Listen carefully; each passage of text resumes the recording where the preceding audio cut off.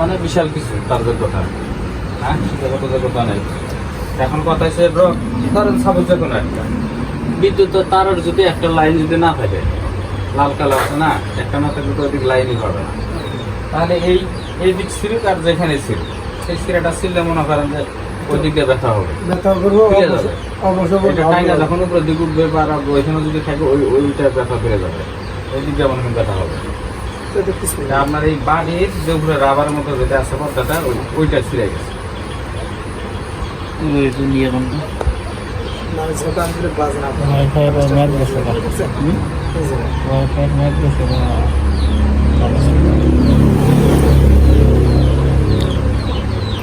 নয় থেকে 1 পর্যন্ত আমি বুঝতে পারছি। ট্যাক্সি রিপোর্টগুলা দিই ভাই, ট্যাক্সি রিপোর্টগুলা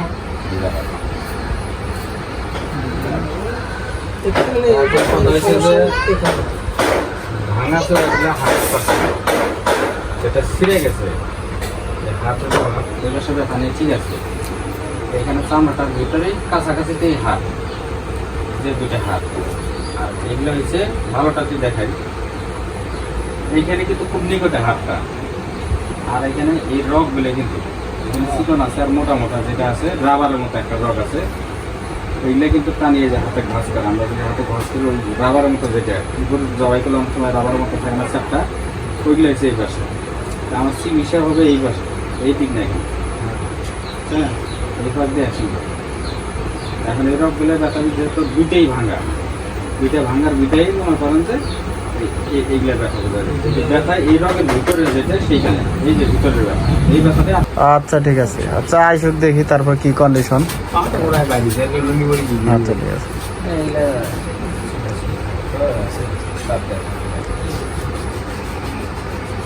তো বাইরে ব্যথা কতদিন থেকে সমস্যা, সমস্যা কতদিন থেকে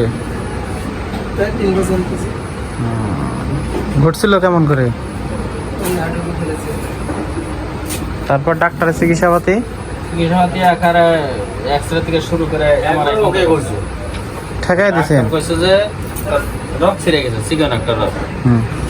আমার প্রশ্ন হইলো, মানে আপনার তো অনেক কয়জন আছেন, বোঝার একটা বিষয় আছে, রক যদি ছিঁড়া যায় তাহলে এই দিক দিয়ে যে কোনো যে পাশে রক ছিঁড়ে সেই রকটা ব্যথা করবো, আর যেখান থেকে ছিঁড়া যাবো উপরের দিক ওইটা খুলে যাবো, খুলে যাবো, পায়ে শক্তি পাবো না, টান ধরবো, পায়ে টান ধরবো, শক্তি পাবো না, হাঁটতে পারবো না। পাটির নিচে যেটা রাবারের মতো, এই চামড়ার নিচে যে পাটি আছে, হ্যাঁ পাটিটার নিচে যে পর্দা রাবারের মতো যেটা আছে, হ্যাঁ ওইটাই ছিঁড়ে গেছে।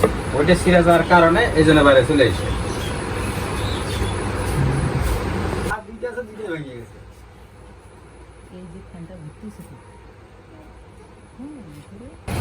ওটা হালকা সমস্যা আছে যে মাঝে মাঝে বেশ ব্যথা জায়গা ওঠে। এক্সরে রিপোর্টটা খুলো তো, মানে দাঁড়া দাঁড়া দাঁড়া দাঁড়া দাঁড়া, তোমার দিবি না এবার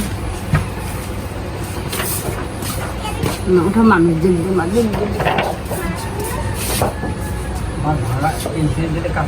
কিন্তু আগে আমি আরে জোরে চিপুন টানাটা মেলাম করেন, মুখটা দেখি। হ্যাঁ ঠিক আছে, এবার কারেন্ট নাই,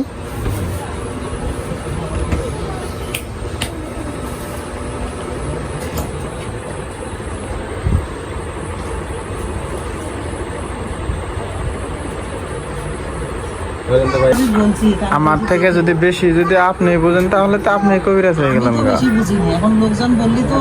লোকজনের তাহলে লোকজনের কাছে কি চিকিৎসা নিতেছেন আপনি? আমাকে ফোন দেবেন আপনি, নাম্বার তো আছে, নাম্বার তো হারিয়ে যায় নাই।